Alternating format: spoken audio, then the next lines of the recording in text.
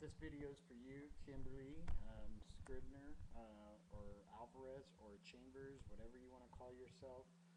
I just think that you need to get off of your high horse and quit measuring everyone else's righteousness according to how righteous you think that you are. Just so you know, you and I are no different than each other. We're both humans and we're both fucking up. But I'll tell you what you're doing wrong, Kim, is you're trying to say that if Heather's gay, she can't come to Cousin's camp.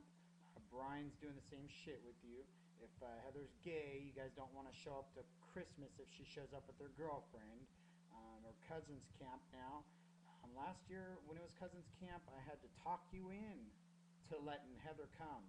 And I think that's just wrong, that I should have to talk you into that. I think that you should know that, nobody's perfect. No one's going to meet up to, perfect Kim's, measurement of righteousness tool. I'm surprised you don't have a fucking ruler that goes up the side of your door jamb, and if you don't stand up next to it and measure up to the right amount of righteousness, then you're not going to be able to go to Cousin's camp.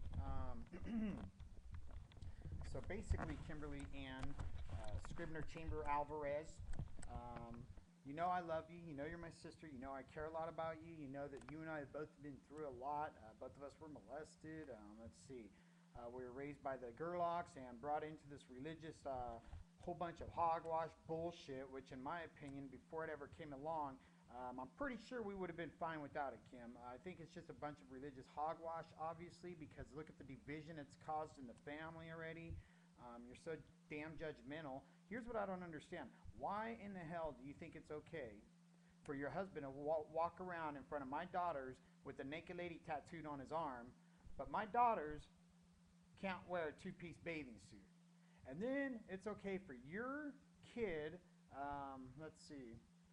for your youngest one to run around naked, she was probably about 2 years old, and my son was probably about 7 or 6 years old. And that's okay to have your daughter run around naked in front of my son, but my daughters have to wear a one-piece bathing suit and can't have any piercings on their body. Yet your husband could run around with a fucking tattoo on him. Make up your fucking... I can't believe that you can't see where your fucking mind, man. It's like it's fucked up from the religion, Kim. You gotta open your eyes and see what I'm seeing here. I'm seeing like it's fucking you up and making you feel like you're better than other people, or make you think that you're better than other people, and you're not. And that's what's fucked up about it. It's like you're so fucked up that here's what's probably happening. As soon as you heard the word fuck out of my mouth, you shut this off and you aren't even going to listen to me. So you're already so closed-minded that you aren't willing to open up your mind. You were willing to open up to your mind to this Jesus whole concept, so why aren't you willing to open your mind to anything else? Has Jesus totally taken over you so bad that you're like, oh no, I'm scared to look at anything. There's a cuss word there. My neighbors over here are acting this way, and I better not talk to them either. And oh my God, nobody's good enough for Cousin's camp. Get over it. No one's ever going to be good enough for you until you learn to accept people for who they are, Kim. As long as you're doing it like that, you're never going to get anywhere. Kimberly, I'm going to share something with you that I haven't shared with too many people. If you want to get past your judgment that you currently have for people, your fucked up judgment, I suggest you quit going to church. I really do suggest you quit going to church. I think it's doing more damage than it is good, because it's fucked up that you wouldn't let me come over there and you called me a tweaker and you got pissed. Well, last year as Heather was a gay person. This year I'm the tweaker. Guess what? Heather's still gay. And I'm still a tweaker sometimes, okay?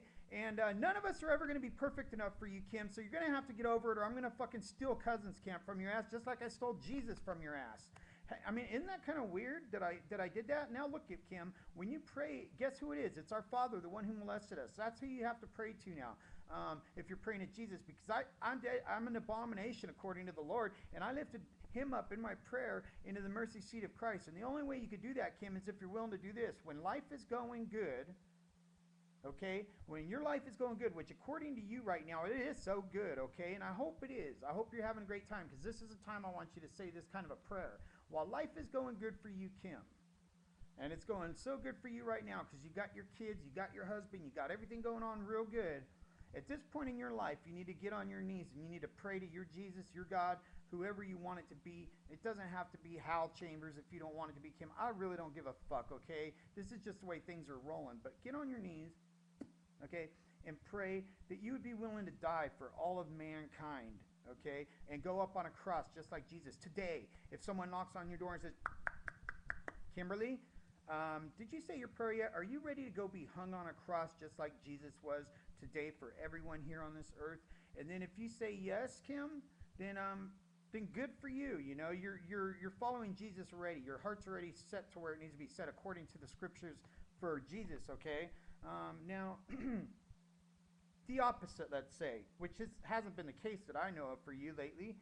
Things have been rolling pretty good for you because you shut everyone out of your life and you don't deal with any of the fucked up things in life. Everyone else has to deal with that for you. You're like, there's an old saying, and it's called the bear, the tomahawk and a prayer, and the bear. And basically, a bear's about to attack an Indian gentleman, and the Indian gentleman is not just on his knees in prayer, okay? He has a tomahawk in his hand. And in his hand is that tomahawk. And in the back of his mind, he's saying his prayer. That's kind of like me, Kim. I'm not going to sit there at my house cooped up like this in a fucking, just praying and that's it. I'm going to get my ass out there in this world and I'm going to kick some fucking ass. And at the same time I'm kicking ass, I'm going to every now and then have a little prayer that I'm going to say in my head. That's all there is to it. As simple as that. Okay, it's not that hard to do. Now, if your life's fucked up, Kim, let's say, now I don't want to say anything bad like this, but I want to give you an example of some kind, since your life seems to be going so good. Let's say that your house burned down, okay, and you're all sitting and you're homeless now tomorrow, okay, because the house burned down while you were at church on a Sunday, okay. I'm going to make this under 10 minutes. I got 3 minutes left, so hang in there. So the house burns down. And you come home from church and, oh my God, everything sucks now. Okay, everything sucks now. I'm going to take it a step further and say that your husband is in the fire too and he ends up getting killed, okay? I'm just giving you I'm not trying to suggest that any of this happens by all means, Kim. I want good things to happen to you. But it's important to get this across because your life is good right now and it might not always be like that, Kim. So something bad happens. When something bad happens, here's the key. When you're about to kill yourself, you have to turn around, get on your fucking knees, and pray and be the living sacrifice. At this point, you have to say, I want to be the opposite of Jesus in effect, in a way, and kind of like Jesus, but an opposite sacrifice, a living sacrifice. You have to be willing to live now.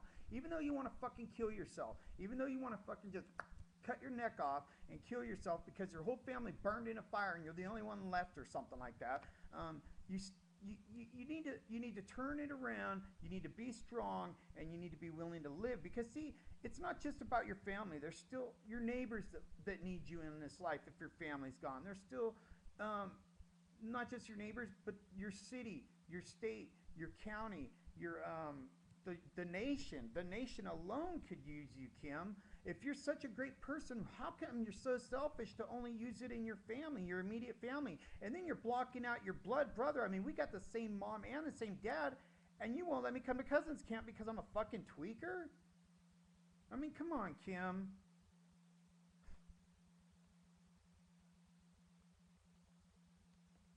Or maybe it's because I slapped your husband that year. But what do you expect? You guys are fucking stealing my kids from me. What the fuck, man? You fucking Christian bullshit. It's bullshit, Kim. This Christianity shit is fucking with people's heads, man. Big time. Look at what it's done to me. I mean, obviously, it's a serious issue if I'm the first person on the face of this earth to really be the beast of Revelations, the number 666, the Antichrist, whatever they want to call me. Let them call me what they want. I'm the real Slim Shady, and I will stand the fuck up. You see what I'm saying?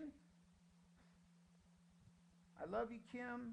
I hope you find it in your heart to forgive me for slapping your husband. I hope you find it in your heart to forgive me for doing crystal meth instead of Christian crack and eating coffee all day, okay? I hope you find it in your heart to find out that I just find it in your heart that I love you, I care for you, and I want you to freaking get over this level of righteousness ruler that you use, and just know that I love you. And hopefully next year, if not, then I'll steal Cousins Camp like I stole Jesus. All right?